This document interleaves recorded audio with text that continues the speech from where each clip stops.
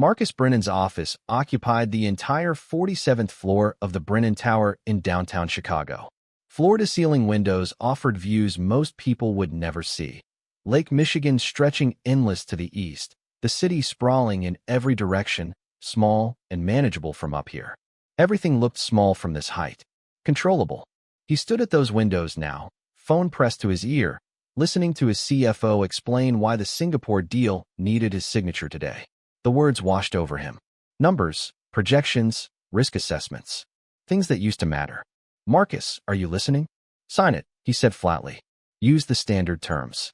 This is a $270 million acquisition. You sure you don't want to? I said sign it, David. He ended the call. His reflection stared back at him in the glass. 42 years old. Dark suit that cost more than most people's monthly mortgage. Hair graying at the temples in that distinguished way magazines called Silver Fox. His wife Elena used to tease him about it.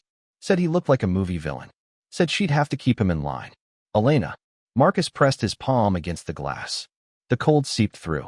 3 years. 3 years since the accident. 3 years since he'd lost her and gained 2 sons who would never walk, never run, never chase each other through the house she'd spent months designing. The intercom buzzed. Mr. Brennan, your 3 o'clock is here. He didn't have a 3 o'clock. He checked his watch, 2:47. He had nothing scheduled until the Tokyo call at 8 tonight. I don't have anything on the calendar. His assistant's voice went careful. Sir, it's the care coordinator from the agency. About the situation at home. Marcus's jaw tightened. Of course. Another one quit. Send them in. The woman who entered wore the professional smile he'd come to hate. The kind that said, I'm about to deliver bad news, but I'm going to pretend it's not that bad. Mr. Brennan, I'm afraid Ms. Rodriguez gave her notice this morning. She said, let me guess. Marcus interrupted. The twins are too challenging. The home environment is too stressful. She thought she could handle it, but she can't. The coordinator's smile faltered. Actually, she said the surveillance system made her uncomfortable. She felt she couldn't work effectively while being watched constantly. The cameras are for my son's safety. I understand, but do you? Marcus turned to face her fully. Do you understand what it's like to leave your paralyzed children with strangers? To know that if something happens, if they choke, if they fall, if their breathing changes, there's no way to know unless you're watching. The coordinator shifted her weight. Mr. Brennan, I appreciate your concerns, but this is the 9th caregiver in 14 months. The agency is having difficulty finding qualified candidates willing to work under these conditions. 9. She was right. 9 people in 14 months. Before that, 3 more in the first 8 months after the accident. 12 total. 12 people who'd looked at his sons, 5-year-old Ethan and Elijah, bright-eyed boys who should have been starting kindergarten, learning to read, playing soccer, and decided they were too much work. What are you telling me? Marcus asked quietly. I'm telling you we need to make some adjustments. Either reduce the surveillance, no, or expand our search to include candidates without traditional medical training.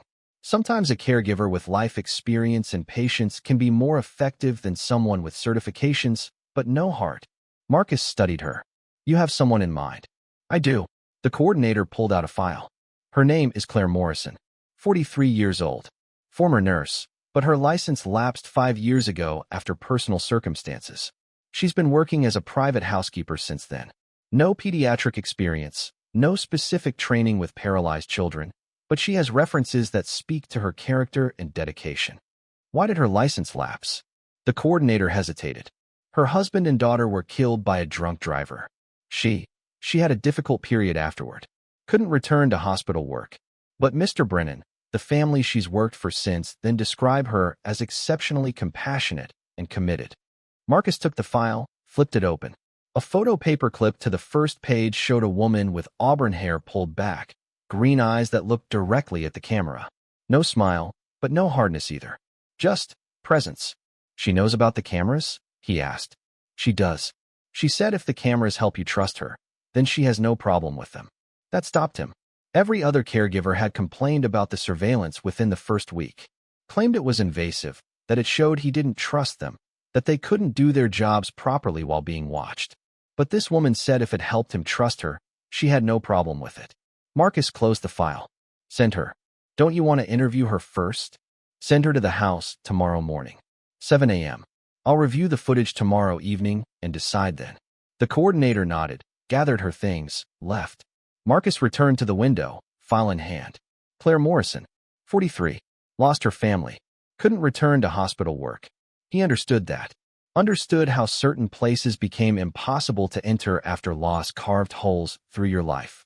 Elena had loved their house, designed every detail. The nursery with the space-themed mural, the playroom with the indoor climbing wall, the backyard with the treehouse she'd insisted on building even though the twins were only 2 at the time. They'll grow into it, she'd said, laughing when he worried it was too high. They'll climb up there and pretend to be pirates and astronauts and whatever else boys pretend to be. But the twins never climbed that treehouse. Never would. Marcus pressed his forehead against the cold glass and let himself remember what he usually kept locked away. The accident happened on a Tuesday. Elena was driving them home from a doctor's appointment. Routine checkup. The twins had just turned 2, healthy, hitting every milestone. The doctor had joked that they'd have their hands full once the boys started really running. A semi-truck ran a red light at 55 miles per hour. Hit the passenger side of Elena's SUV. She died on impact. The boys survived, barely. 7 surgeries between them in the first 6 weeks. Shattered spines, catastrophic nerve damage. The neurologist delivered the prognosis 3 months after the accident. The damage is extensive. The boys will likely never regain use of their legs. We'll know more as they grow, but paralysis from the waist down appears to be permanent. Marcus had stood in that sterile hospital hallway, holding discharge papers for 2 paralyzed sons and burial documents for his wife, and something inside him had simply stopped. He stopped believing in safety, stopped believing in good outcomes, stopped believing that being careful mattered because he'd done everything right and lost everything anyway. But he couldn't stop being a father. So he did what he knew how to do. He took control. He installed cameras in every room of the house. Not obvious ones, professional-grade surveillance that cost $40,000 to integrate properly. Motion sensors, audio, live feeds accessible from his phone anywhere in the world. 16 cameras total covering every angle. He watched the feeds constantly. During meetings, between calls, late at night when sleep wouldn't come. He'd review entire days of footage, looking for, what? Warning signs? Problems developing? Proof that whoever he'd hired to care for his sons was actually doing their job? The first caregiver, Mrs. Henley, lasted 6 weeks.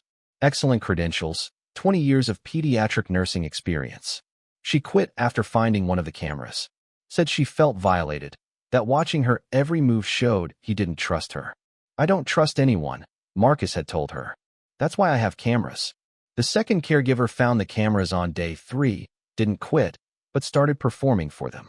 Overly cheerful interactions with the boys, checking over her shoulder to see if he was watching. She lasted 2 months before the artificiality wore her down. The third stole medication from the house. Marcus caught it on camera, fired her immediately, filed a police report.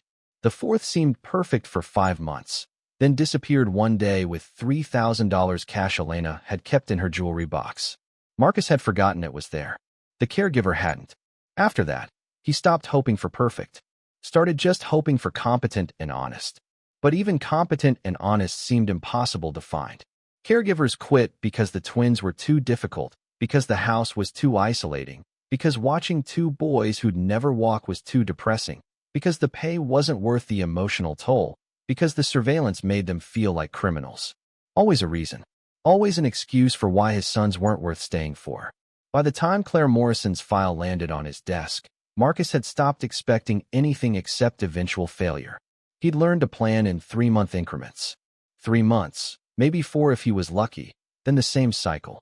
Interview, hire, watch them slowly realize what they'd signed up for, watch them quit. He'd also learned which behaviors predicted quick departures versus slightly longer ones. The caregivers who tried too hard usually burned out in weeks. The ones who stayed clinical and distant lasted longer, but never connected with the twins. The ones who got angry at him for the cameras left fastest. The ones who understood why he needed the cameras, those were rarest. And they never lasted long anyway. Claire Morrison arrived at 7:03 on Thursday morning. Marcus watched her through the front entrance camera from his office downtown. She drove a 2008 Honda Civic with a small dent in the rear bumper, and parked it carefully in the circular drive like she was aware it didn't belong among the Mercedes and Tesla charging station. She sat in the car for 37 seconds before getting out, not checking her phone, not adjusting her appearance in the mirror, just sitting, breathing, preparing. Then she emerged. Jeans, simple blue cardigan, canvas bag over one shoulder. No designer clothes, no attempt to look like she belonged in a house like his. Just herself. Marcus's house manager, Patricia, met her at the door. He watched the brief interaction through multiple camera angles. Claire shook Patricia's hand, said something that made Patricia smile genuinely, not the polite smile she used with caregivers she knew wouldn't last. Patricia led Claire through the house. Marcus switched between camera feeds, following their progress. The grand foyer with its double staircase. The formal living room no one used anymore. The kitchen Elena had designed with restaurant-grade appliances and a breakfast nook overlooking the garden. Claire didn't gawk, didn't comment on the obvious wealth, just walked with steady attention, taking things in quietly. They reached the therapy room. The twins were already awake, positioned in their wheelchairs by the morning nurse who'd be leaving at 8. Ethan on the left, Elijah on the right, identical in every way except the angles they held their heads. Both staring at nothing in particular, the way they'd learned to do. Present but absent. Marcus increased the volume on that room's audio feed.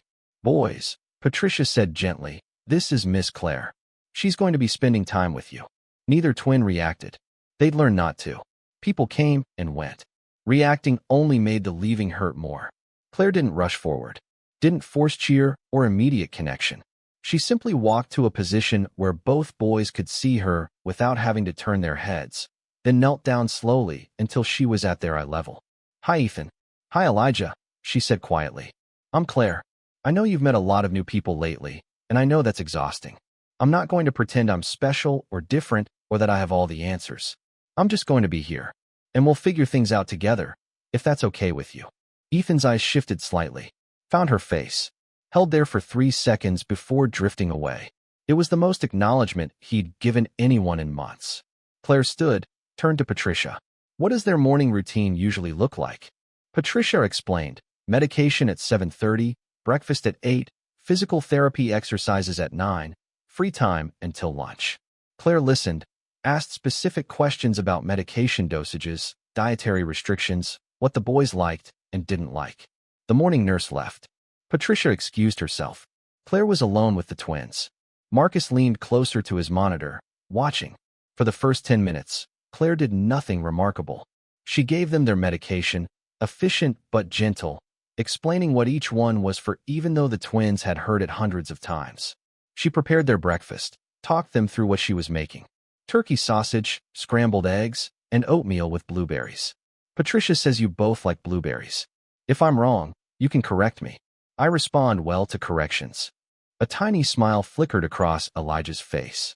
Gone almost before it appeared, but Marcus saw it. After 6 months of Elijah's blank stare, that flicker of expression made Marcus's chest tighten. Claire fed them patiently, no rush, no frustration when Ethan turned his head away from a bite. Just quiet acceptance, trying again 30 seconds later. After breakfast, she cleaned their faces, wiped their hands, then did something no other caregiver had done. She asked them a question. "I'm going to be honest with you both. I don't know a lot about what you've been through, but I'd like to learn if you're willing to teach me. Can we make a deal? I'll take care of you the best way I know how, and you can show me, however you want to show me, what you need." "Sound fair?" Silence. But Ethan's hand moved. Just slightly. Fingers curling and uncurling against his armrest. Claire noticed. Marcus watched her notice. She didn't make a big deal of it, didn't comment. Just nodded once, like they'd sealed an agreement. "Okay then, let's get started." Marcus closed his laptop. He had 7 meetings today, 3 conference calls, 1 emergency board session about a manufacturing delay in their German division. None of it seemed to matter. He pulled up the security app on his phone, set it to alert him if anything unusual happened in the therapy room. Then he forced himself to focus on work. By 5 p.m., when he finally allowed himself to check the footage again, Marcus had missed 7 hours of the most significant day his sons had experienced in 3 years. He didn't know it yet, but everything had already begun to change. If you're enjoying this story so far, don't forget to hit the like button and subscribe. Drop a comment telling me where in the world you're watching from. I love hearing from you. The physical therapy protocol was specific. 23 pages of detailed instructions left by Dr. Vaughn. The specialist Marcus paid $800 per session to consult with every 6 weeks. Passive range of motion exercises. 15 minutes per leg, both twins, twice daily. Specific angles, specific stretches, specific holds. No deviation. The last thing Dr. Vaughn had said was, consistency is everything with paralyzed patients. Don't let anyone improvise. Follow the protocol exactly. Marcus had that protocol printed, laminated, and posted on the therapy room wall. Every caregiver received a copy on their first day. No improvising. No experimental techniques. Just the proven medical approach from a specialist who'd worked with paralyzed children for 23 years. Claire lasted 4 days before she broke protocol. Marcus caught it on the Thursday afternoon footage review. He'd been watching the twins' sessions every evening. 3 or 4 hours of footage condensed to key moments. So far, Claire had followed every rule perfectly. Professional, competent, nothing remarkable. But on Thursday at 2:47 p.m., something changed. She'd finished the standard exercises with both twins. Had them positioned in their wheelchairs in the therapy room. The protocol said this was rest period. 20 minutes of quiet time while their muscles recovered before afternoon activities. Claire stood, looked at both boys, then walked to the shelf where Patricia kept supplies. She pulled out a small exercise ball, the kind used for hand therapy, and a few foam blocks. Then she wheeled Ethan's chair to face Elijah's. Positioned them close enough that their armrests almost touched. Okay, boys, she said quietly. I'm going to try something. If it's uncomfortable or you don't like it, you can let me know however you want. Sounds fair. Neither twin responded. Claire placed the exercise ball between them, resting it on both their lap trays. Then she took Ethan's right hand and positioned it on one side of the ball. Took Elijah's left hand, positioned it on the other side. I want to see if you can roll this ball back and forth. Ethan pushes it toward Elijah. Elijah pushes it back toward Ethan. Your hands don't work the same way they used to, but they still work. Let's see what they can do. Marcus stopped the footage. Rewound. Watched again. This wasn't in the protocol. This was improvisation. The exact thing Dr. Vaughn had warned against. He should call the house. Stop this immediately. But something made him keep watching. Claire held the ball steady, then gently guided Ethan's hand in a pushing motion. The ball rolled across both lap trays toward Elijah. Good. Elijah, your turn. She guided Elijah's hand, helped him push the ball back. For 5 minutes, she facilitated this basic movement. Ball rolling back and forth, mostly through her guidance, the twins' hands barely contributing. Then something happened. Ethan's hand moved on its own. Just a fraction, just a small push, but Marcus saw it clearly. The ball rolled toward Elijah, without Claire guiding the motion. Her sharp intake of breath came through the audio clearly. But she didn't react outwardly, just quietly repositioned for the return. Elijah, can you push it back to your brother? Elijah's hand twitched. The ball wobbled. That's it.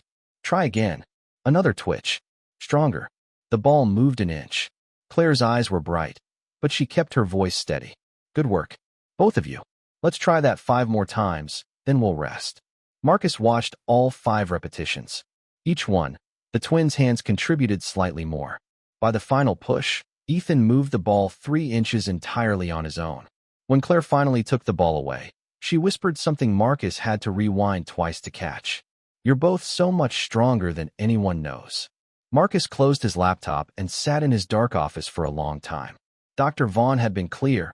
Follow the protocol. Don't improvise. The twins' paralysis was permanent. Range of motion exercises were about maintaining flexibility, not about improvement. There would be no improvement. But he'd just watched his sons push a ball back and forth with intentional movement Dr. Vaughn had said was impossible. Marcus opened his phone. Started to call Dr. Vaughn. Stopped. What would he say? That the new caregiver broke protocol, and his sons responded? That she tried something not in the medical plan, and it actually worked? Dr. Vaughn would tell him what every specialist had told him. Hope was dangerous. Unproven methods were irresponsible. The paralysis was permanent. Anything that suggested otherwise was false hope that would only devastate them later when reality set in. Marcus put his phone away. He should fire Claire Morrison tomorrow morning. Should call the agency. Explain that she'd violated clear protocols. Request someone who would follow instructions. But he didn't make that call.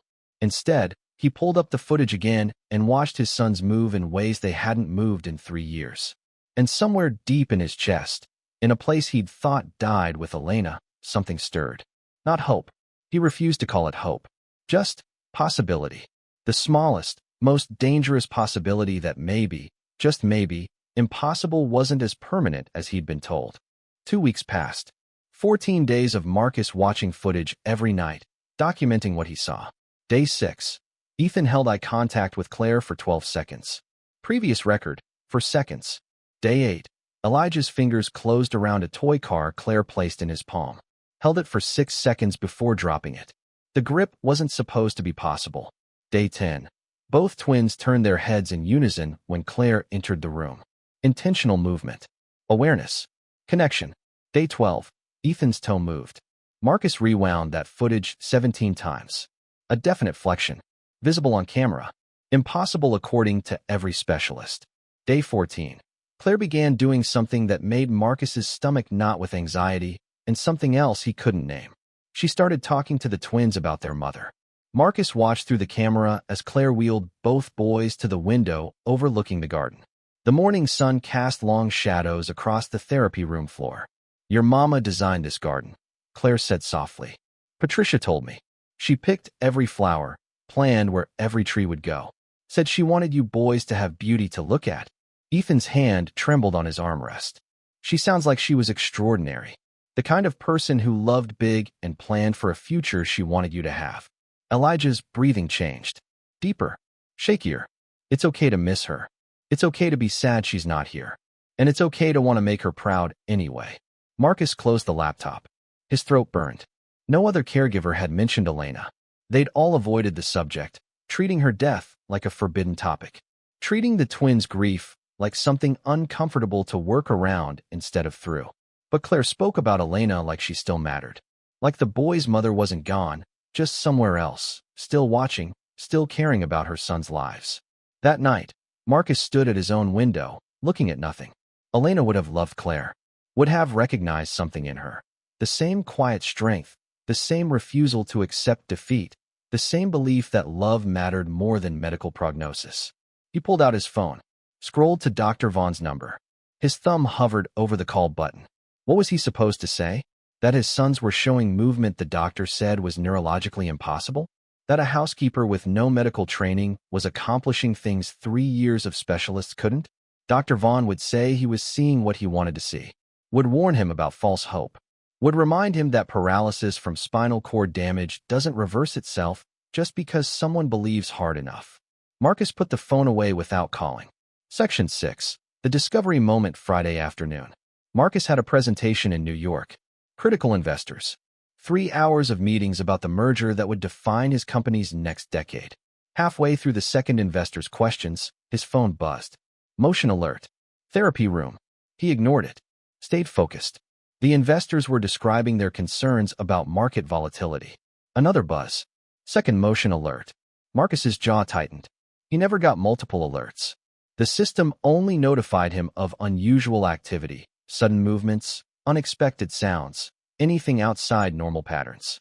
"Gentlemen," he interrupted. "I apologize. I need to check something urgently." He stepped out of the conference room, pulled up the security app. The therapy room camera showed 3 empty wheelchairs positioned against the wall. Marcus's heart stopped. His fingers shook as he backed up the footage. 30 seconds. 1 minute. Where were his sons? Then he saw them. Center of the therapy room floor. Both twins standing. Actually standing on their own feet, legs trembling violently but holding weight. Supporting themselves. Claire knelt 5 feet in front of them, arms outstretched, tears streaming down her face. "Come on, my beautiful boys. You can do it. Walk to me." Marcus's phone slipped from his hand, clattered on the marble floor. On the screen, he picked it up with shaking hands. Ethan lifted his right foot. It came off the ground, hovered, came down 6 inches forward. A step. His paralyzed son just took a step. "Yes." Claire's voice cracked. "Ethan, yes. Elijah, you too, baby. You can do this." Elijah's foot moved. Another impossible step. Marcus's legs buckled. He slid down the wall until he sat on the cold floor outside the conference room, watching his phone screen as his sons, his paralyzed, wheelchair-bound sons, walked. 3 steps. 4. Shaking, struggling, but moving forward on legs that were supposed to be permanently dead. They reached Claire. She caught them both as their legs gave out, lowering them gently to the floor, sobbing openly as she held them. "I knew it," she whispered into their hair. "I knew you could. I knew you were still in there, just waiting." Marcus pressed his palm against his mouth, trying to contain the sound trying to escape. His whole body shook. Tears poured down his face. 3 years. 3 years of specialists telling him never.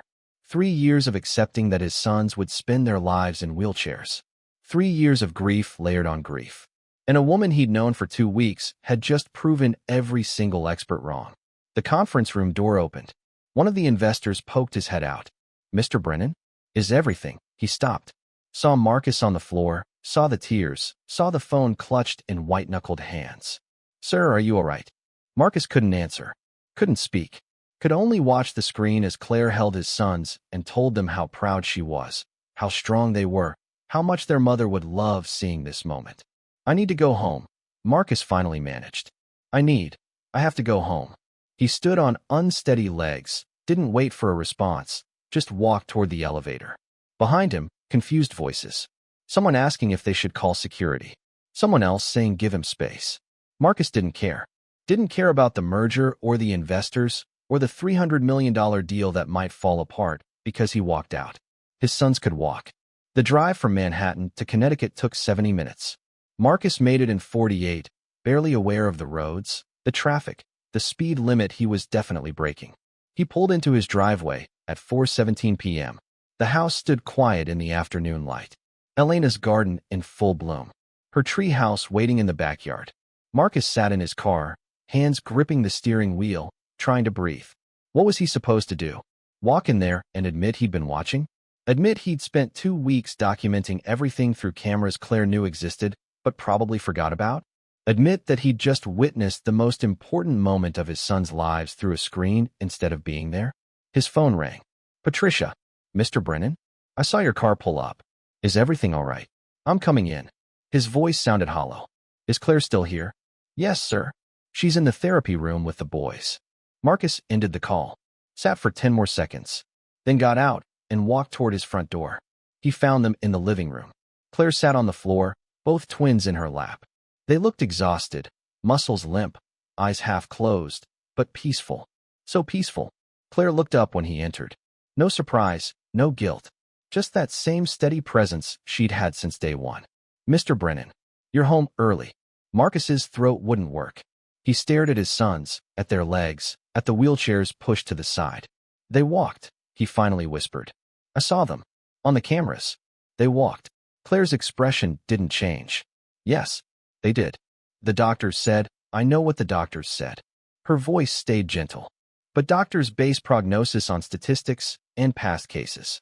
They don't know your specific boys. They don't know what Ethan and Elijah are capable of." Marcus's hands shook. "You've been here 2 weeks. 2 weeks. 3 years of specialists and therapists and protocols, and you." His voice cracked. "How did you do this?" "I didn't do anything, Mr. Brennan." Claire shifted slightly, supporting both sleeping boys. "They did this. I just believed they could." "That's not." Marcus struggled for words.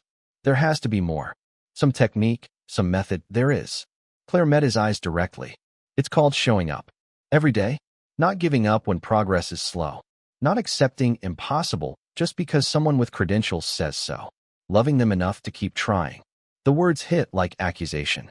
Marcus felt his face burn. "I hired specialists. I provided everything they needed." You watched through cameras," Claire said quietly. "Not cruel, just honest. You provided resources, but not presence. And Mr. Brennan, these boys don't need more money or more equipment. They need their father."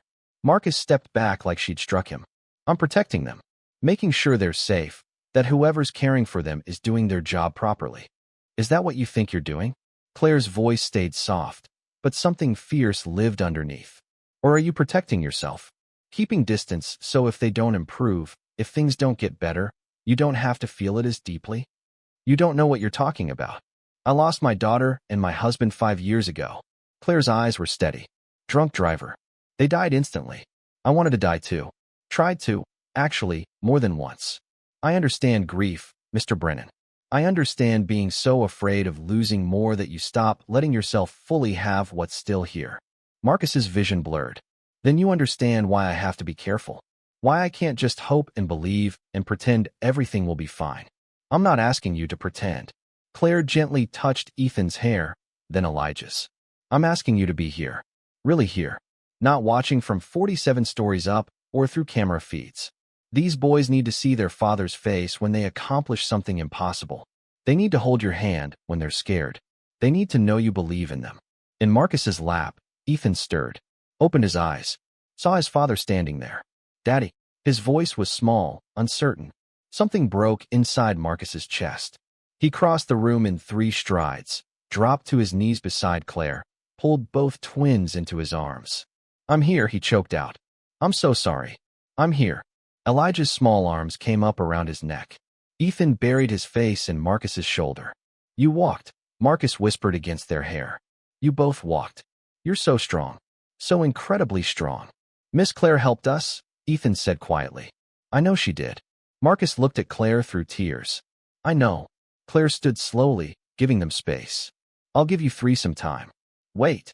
Marcus reached out, caught her hand. Please. Don't go. She paused. I was wrong, Marcus said. About the cameras, about the distance, about thinking I could keep them safe by keeping them at arm's length. I don't know how to do this. How to be present without being terrified, but I want to learn. If you're willing to stay and teach me. Claire's eyes softened. Mr. Brennan, I'm not here temporarily. I told your sons on day 1 that I wasn't going anywhere. That includes teaching their father how to show up for them. Marcus nodded, unable to speak. That evening, Patricia found the 3 of them still on the living room floor. The twins had fallen asleep again, exhausted from their breakthrough. Marcus sat with his back against the couch, one son on each side, their heads on his shoulders. Claire was there too, sitting cross-legged nearby, reading quietly. Sir, Patricia said softly, should I prepare the therapy room for bedtime? Marcus looked at his sons. Not yet. Just let them sleep here for now. Section 8. 6 months later, the therapy room looked different now. The wheelchairs sat in the corner, still needed sometimes when the twins got tired, but no longer their permanent home. Marcus worked from home 3 days a week now. He'd restructured his entire company leadership to make it possible. The board had questioned it initially. The media had speculated about health problems, family crisis, loss of focus. They were half right. It was a family crisis, the kind where a father realized he was missing his children's lives. Today, he sat on the therapy room floor watching Claire guide the twins through their exercises. They could walk now, still unsteady, still requiring support, but walking. Dr. Vaughn had called it unprecedented. A medical miracle. Had asked permission to write a case study. Marcus had politely declined. His sons weren't a case study. They were Ethan and Elijah, 2 5-year-old boys who decided impossible wasn't permanent. Daddy, watch. Ethan called out. He took 4 steps entirely unsupported before his legs wobbled and Claire caught him. I saw it. Marcus grinned. That's 1 more than yesterday. My turn, Elijah said determinedly. Marcus's phone buzzed. Work emergency. The merger deal he'd walked out of 6 months ago had finally collapsed, and the fallout was significant. His CFO needed immediate guidance. Marcus looked at the message, looked at his sons, and typed back. Handle it. Whatever you decide has my full support. I'm with my family. He put the phone away. Claire caught his eye, smiled. That small, knowing smile that said she saw what he'd just chosen and approved. Later, after the twins were in bed, Marcus found her in the kitchen preparing tomorrow's meal plans. Claire. She looked up. Thank you.